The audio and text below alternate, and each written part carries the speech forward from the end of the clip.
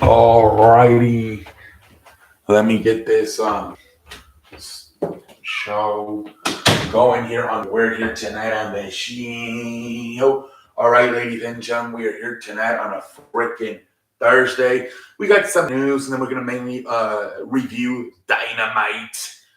All right, ladies and gentlemen, let's get this show going on a Thursday here. On a Thursday. Okay, so we have some news, and that is Royal Rumble.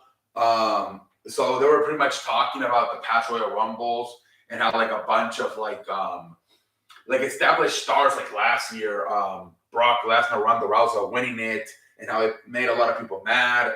I believe in 2020 they had Charlotte win it, and I believe 2021 Edge won it, and the plan was for Charlotte to win it again in 2021. But at the last moment, one of the writers told Vince McMahon, "Hey, Vince McMahon, we're not really making any stars lately. Let's at least have the young Bianca Belair win the Women's Royal Rumble to create a star." He was able to convince Vince McMahon to change his mind, and that's why Bianca Belair was able to win the 2021 Royal Rumble. But Vince McMahon actually wanted Charlotte and Edge to win. Like this past year, it was Brock Lesnar, Ronda Rousey, a bunch of established stars. So hopefully this year we get fresh stars. I know a lot of people are saying maybe Rhea Ripley for the woman and Cody Rhodes for the man. That would be new fresh faces. So hopefully, because that shit was terrible. The way they booked it, especially the man's with like having Shane McMahon and Bad Bunny being the final four, and then having like two like very established stars and Brock Lesnar and Ronda Rousey win it. It was not very good. So hopefully this year we get a much better Royal Rumble winners. And like that was crazy that they were gonna have Charlotte and Edge win it, but then Wright was able to convince Vince McMahon in 2021 to have Bianca Belair win it. So hopefully we get more with Triple H in charge. Hopefully we get better results. And speaking of Vince McMahon, he is being sued again. Again, I believe this one's for paying millions of dollars to settle his lawsuits. Vince McMahon continues to get sued, and apparently all these suits, what they do is they block a potential sell of the company. And Vince McMahon apparently he doesn't like want to go to court with these, so he continues to try to pay them. But I mean, man, he already wasted I don't know how many millions of dollars with these lawsuits. Well, I mean, at least like the first four, those $19 million came off the companies, right? But now apparently the last one he paid with a female referee from supposedly sexual harassment back in 1985. That was paid from his own pocket. And I guess this one and the one that he's getting destroyed by the police and fire department, those two, if he does want to settle them, he will have to settle them. I believe he's also getting sued by a shareholder in Delaware. So yeah, but if he wants to continue to settle these lawsuits, it's gonna have to be off his own pocket. And like I said, supposedly, like you have to wonder when he's gonna say enough is enough, and just like maybe just walk away and say, I can't do this. Like even Vince McMahon, net worth $3 billion. Does he want to continue to be paying millions of dollars to settle these lawsuits? Otherwise, he's not going to be able to sell the company. They're going to block. This is going to potentially block all these lawsuits are going to block the company being sold. So if these continue to come, there's been, I believe, 4 ever since he came back a few weeks ago to just to take chairman of the board, and already 4 came. He settled the one with the female wrestler in 1985, but the one with the shareholder Delaware, that one's still out there. The one that came out yesterday is still out there. The one about the police and fire department in Detroit is still out there. There's at least 3 out there he's got to settle. So you got to wonder how much money it's going to cost him to settle these lawsuits. Makes you wonder, is McMahon, are these lawsuits eventually going to make him say, you know what, screw this, I'm out again? I keep getting sued and it's going to block the sale and I don't have enough money I do have enough money, but I just don't want to waste my money. So we'll see what happens, but this could maybe run him out again if he continues to get freaking sued. We'll see, ladies and gentlemen. Unless I think we're gonna do AEW Dynamite recap here tonight on a Thursday. All right, ladies and gentlemen. Let's do AEW recap here tonight on a Thursday. Dynamite. All right, the date yesterday was the 25. 2023. All righty, ladies and gentlemen, let's go. AEW Dynamite. Let's see here. Let's see if we can get better.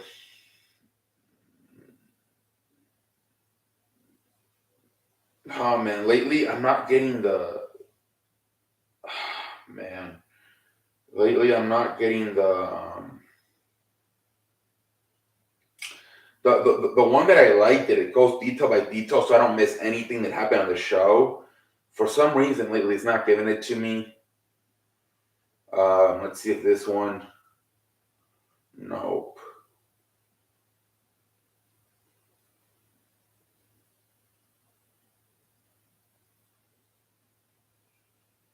All right. Why lately I'm struggling getting the right one? I don't know. I think it's this one. Nope. I might use that one though if I can't find the one I like. All right, bear with me here, ladies and gentlemen. This has been a clusterfuck lately. I can't find the one that I usually use.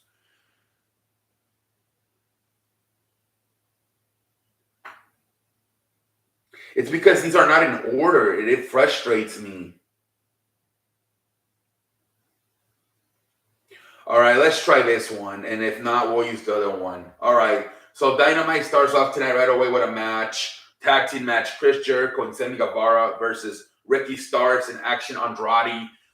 Good match, man. A lot of good stuff. Good quality match. At the end, man, Daniel Garcia, who was out at ringside, I believe he hit Action Andrade with the baseball bat, Floyd. And that's how Sammy Guevara hit, what's his finisher, the modified version of a GTS. And that Sammy Guevara pins Action Andrade, and he wins the match. Good match. Good way to start off Dynamite. Great match, man. Next, we get Darby Allin versus Buddy Murphy. Another great match, man. The coffin drop. Pretty good way to finish it for Darby Allin. After the match, Samoa Joe comes up on the Titantron and he challenges him to a next match. He wants his TNT Championship back. So they're running it back again. Darby Allin and Samoa Joe one more time. But two great matches to start, man. Then we get another tag team match. You get Jungle Boy and Hook versus Ethan Page and Matt Hardy. This storyline with Ethan Page and Matt Hardy, I'm not following too much because I think they're doing most of it on Rampage. But apparently Ethan Page now owns the rights to Matt Hardy, and so he tells him what to do and stuff like that. Yeah, I'm trying to get into it, but because I don't really watch Rampage, it seems like most of that storyline is on Rampage. But I think that's what's going on here. But Jungle Boy and Hook continue to win, so they're a little tag team lately, man. So Hook just what happened to Luchasaurus? They just took Luchasaurus away, and then they just put Jungle Boy in another tag team now with Hook. Let's see here. Then we get a great match: Bryan Danielson versus Brian Cage. Man, this was a great match, man. After the match, Brian Cage really tries to mess up Daniel Bryan. He misses up his shoulder. MJF comes out too. They continue to beat up on him, but and then Takashi comes out and he defends Bryan Danielson. And a lot of people are saying that earlier in the night, Adam Page did an interview, and he said he wanted to fight Jon Moxley for a third time. And then Wheeler Yuta interviews hey, you're too worried about Jon Moxley. He's not even here. How about you worry about somebody who's here? Me, Wheeler Yuta. They're saying if the Blackpool England Comeback Club is still intact, how come Wheeler Yuta had Jon Moxley backstage with Adam Hangman Page, but they didn't, neither Wheeler Yuta or Antonio Castanelli or Claudio Castanelli had Bryan Danielson's back when he was getting attacked by Brian Cage and MJF. Instead, Takahashi came out. So a lot of people were wondering that, man. Who knows? Maybe they're trying to do it. Maybe they're going to try to get another match with Takahashi and MJF. Who knows? But they chose Takahashi to go out there and save Bryan Danielson. And then after the they do backstage segments. MJF says, Takahashi, stay out of my business. Do not enter my stuff again, or something bad's going to happen to you. And then he tells Bryan Danielson, you continue to have this dream about wanting to continue to, become the number one contender and face me in the Iron Man match at Revolution, but it's just going to get worse. Now your shoulder's messed up. And then he gives him his next opponent, which is, I can't remember the name right now. It's somebody from, I think it's somebody from Noah. I think it's from Japan. So he gives him his next opponent. And then Renee Paquette goes to interview Bryan Danielson. And the doctor says, yeah, he can't compete anymore. He's hurt. And Bryan Danielson gets all mad. Like, hey, I wrestled an Iron Man match with a separated shoulder. So I'm going to continue this thing until I become the number one contender and face MJF for the AEW World Championship at Revolution. So they announced, I forgot who it was. It was some guy from, like I said, from one of those Japan. I don't think it was New Japan, Noah Wrestling, something like that. I forget. Something with Japan. So that's what he will face next week. And then we get the women's match, Ruby Soho. We did get the family therapy with the Acclaim and the Ass Boys, Billy Gunn. But I thought they were going to do that out in the ring, kind of like what they did on Monday Night Raw with Roman Reigns and Sami Zayn in the Bloodline. Instead, they kind of half-assed it, did it backstage, maybe even filmed it before the show started. I don't know if I liked it. It had so much potential to be maybe more funny, more comedy, if they would have done it out in the ring with the fans. I was kind of looking forward to that, but I thought it was disappointed the way they did it. Anyways, then we have Ruby Soho versus Toni Storm. Britt Baker comes out, distracts Toni Storm, and Ruby Soho wins the match. It's like kind of stupid because you just turned. Where was Saraya? Saraya, right? They both turned heel last week, and now Soraya's nowhere to be found. Toni Storm maybe continue to try to go off the momentum of last week turning heel. She loses again. Man, Tony Khan does just not seem to have a feel for the women's division. I thought they looked like they were starting to finally turn a corner, but this was not very good. The fact you didn't have Saraya there, who both of them turned heel together last week, and they should have Saraya there. And forget about Britt Baker. You don't have her come out at all. What you do is you have Ruby Soho versus Toni Storm, and Saraya's on her corner, and Saraya helps her cheat, and then Toni Storm wins the match. And then they continue the heel turn momentum. And then maybe they start beating up Ruby Soho after the match, and then maybe you can have Britt Baker come out and come out Ruby Soho. But I don't understand this. Like, you kill the momentum of Toni Storm turning heel last week, and the other person she turned here with, Saraya, was nowhere to be found. And now we want answers. Is Britt Baker a babyface now? I thought the women's division took a little bit of a step back this week with the way they booked this. And then we get the main event, Mark Briscoe versus Jay Lethal, man. So emotional, man. They played a video about Jay Briscoe's life. They have all the commentators from Ring of Honor, the ring announcer. Poor Jay Lethal's crying. Even he came out in the Jay Briscoe shirt. Freaking Mark Briscoe comes out with both the tag team titles. He's going crazy. Fans are going crazy. Jay Lethal's crying as the match started. It was a hell of a match, man. They just went all at it, man. They even did a table spot at the end. Obviously, freaking Mark Briscoe wins the match. All of the locker room empties out on the stage up on top of the ramp, and they're all clapping. Even the heels, I believe Samoa Joe was out there. Even Tony Khan came out there at least for a little bit. It was a hell of a tribute. I thought the whole show was going to be a tribute, but no, it wasn't. Most of the show was business as usual. But then the main event, yeah, it was definitely the tribute to Jay Briscoe.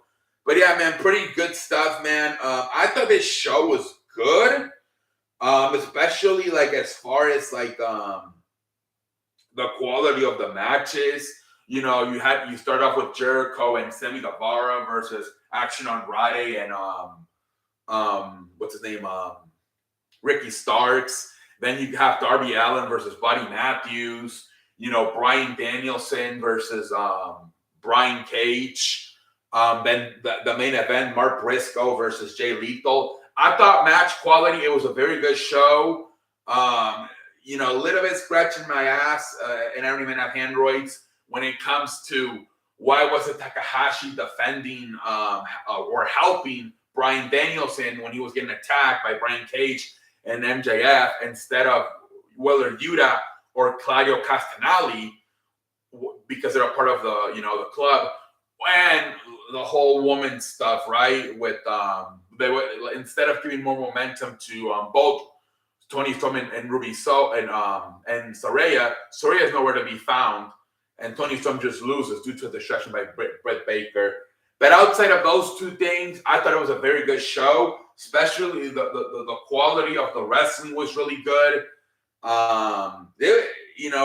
For Monday Night Raw having its 30-year anniversary this week, it wasn't bad. I mean, as far as the wrestling goes, it was probably a better show than Raw. But obviously, Raw had the star power, right? With Undertaker, Bray Wyatt, Roman Reigns, Ric Flair, Hulk Hogan, Triple H, Shawn Michaels, Kurt Angle. They had the star power, right? But this show, as far as good wrestling quality, especially at the end with the tribute of Mark Briscoe and Jay Lethal match, very good show, man. Like I said, just some questionable stuff there with the Bryan Danielson and the women's match. But outside of that, very good show by Dynamite this week. And until next time, I'm out like a light. Holla. Holla, holla, holla, holla, holla, holla, holla, holla.